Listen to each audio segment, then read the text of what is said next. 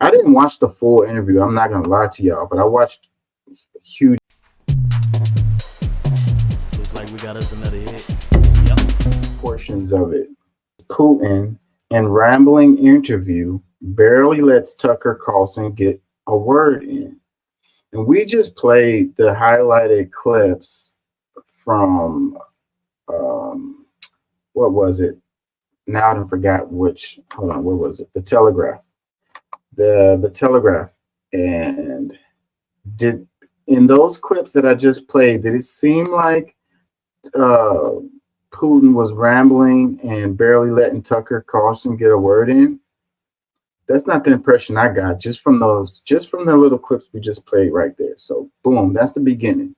It says, Washington Post, Russian President Vladimir Putin spent the first 30 minutes of his 2-hour interview with former Fox News host Tucker Carlson giving a revisionist historical tirade on the founding myths of Russia and Ukraine, the breakup of the Soviet Union, and NATO expansionism. So yeah, look at the words that we have in here. We got revisionist historical tirade. It says founding myths. So one part of the whole thing with NATO, somebody else was talking, they did a video and they were saying that, the whole thing about Russia's, and I've said this too on the show, that it seems like the reason why Putin was doing what he was doing was because of NATO expansion. But coming from this, after watching this interview, it didn't really sound like that was the case, because Putin was saying, if y'all stop sending the weapons to support Ukraine, the war will be over in like a week. And then Russia can decide on the fate of Ukraine, the future of Ukraine. So, and it's like, from those words that Putin was saying, it didn't sound like he was talking about NATO expansion and more about,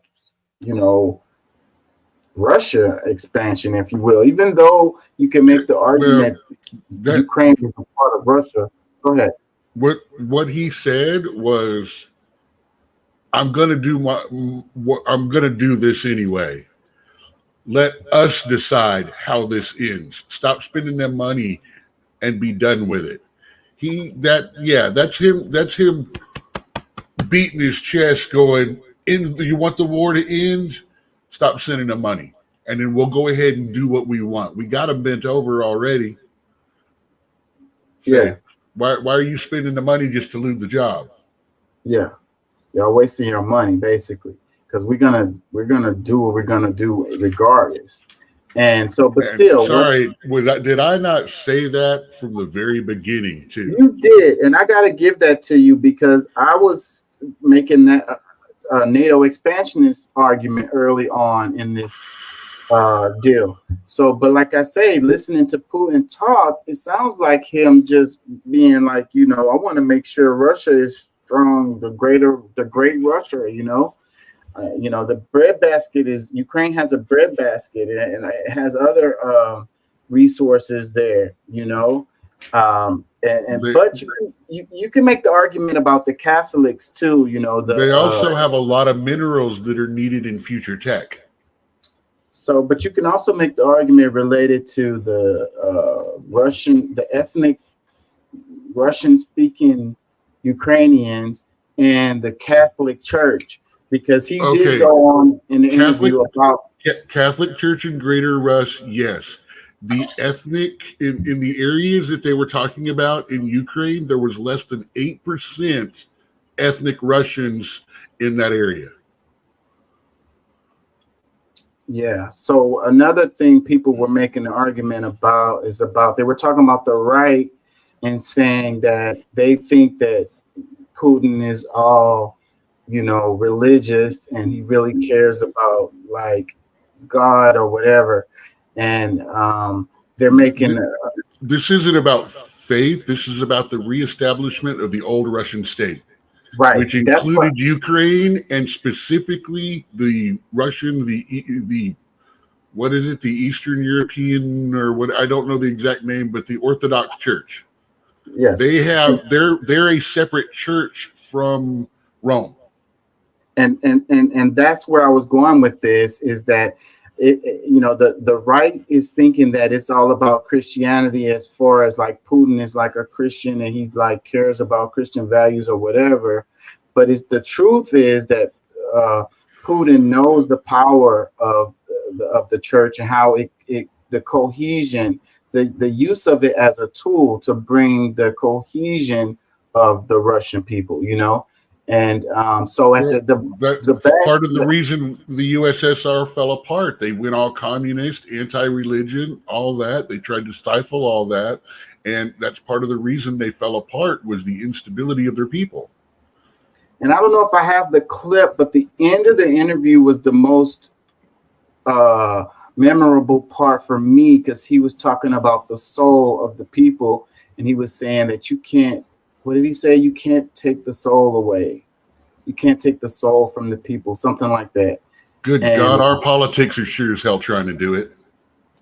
yeah, so yeah, dang, I can't even remember the quote, but the end of the interview was great. And Putin was like, "Should we end it there?" And Tucker was like, "Yeah, I guess so." It's like that was a good way to end the interview, with that line about you can't take the soul away from the people, because they were talking about the Orthodox Catholic Church and its influence over the people, the Russian people, and the cohesion of the people. So yeah, let me read some more of this right here. This is Washington Post. It says, from there, admonishing Carlson when he interrupted Putin pontificated on matters ranging from the war in Ukraine and relations with the U.S. to the case of imprisoned American reporter Evan Gershkovich, and even to artificial intelligence. Carlson evidently exhausted by the Russian leader's long-winded conspiracy theories and grievances against the West, thanked him and called it quits, for short of the media coup that he had been taught. Far short of the media coup that he had been taught. I don't know. This is a freaking huge ass interview. Who else could get an interview with Putin like this, anyways? And he did ask Putin some really tough questions. He did his job. I would give Tucker that. And look at what they're saying here. And this interview is part of what got him fired for Fox, because Fox didn't want him to do it. Mm.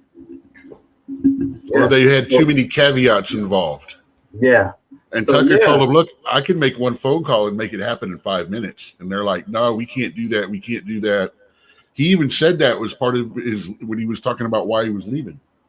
So it's a real gift to us in journalism to have Tucker as an independent, so that who else, in what other scenario would we have gotten this type of an interview? Like, I don't see any kind of way that this would happen. Like, Tucker is exceptionally positioned to be the guy to have done this particular interview, I've got to say, honestly, since he broke off from Fox, he takes shots at both sides a lot more than just one. It's and I'm not that much of a Tucker fan. I have to say that, but this is. I think he's funny. I used Tucker Carlson on Fox. I used his statements as a basis to research things. If he's talking about it, they're talking about it. Let's see what the left is saying. Let's see what the right is saying. I think he's hilarious, because he doesn't believe the stuff he's coming out. He's being an entertainer. Yeah. And he knows his audience. He feeds them raw meat. Like, he gives them what they want or whatever. Like, he's good at what he does. I mean, you can see him laughing at half of the stuff he says. If you pay attention to him and his body language and all that, you can tell he's having a good time. Yeah. Yeah. So, but is he like a guy with like a lot of integrity and character? I would have to argue. Like, I think that, he benefits himself with the stuff that he does. I think he has so much integrity that he left a guaranteed job at Fox to go out on his own because he didn't want to be told what to do anymore.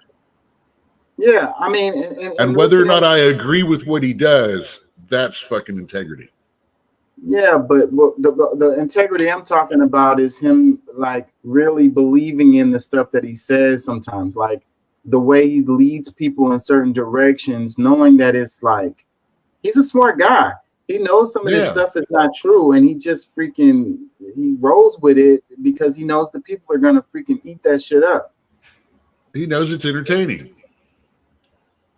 I mean, he's about as accurate and about the same as if you want to sit and watch them five women argue on The View.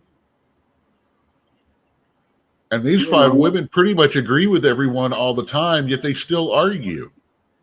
because they gotta make some content, you know. And sometimes they make good comments or whatever. Sometimes they make informed comments, you know. But I can't. It would be painful for me to sit there and watch that show. Like I wouldn't be able to do it. I'd be scratching my eyes out. Oh, you notice how guest speakers, guests that come on there, very rarely ever come back. Painful experience, I'm sure. I tell you, they stuck me on that show after the pummeling I took and all the clips and everything. I would call my agent and go, if you ever do that to me again, you will no longer be my agent. Investigate both sides of the argument, come up with your own conclusions.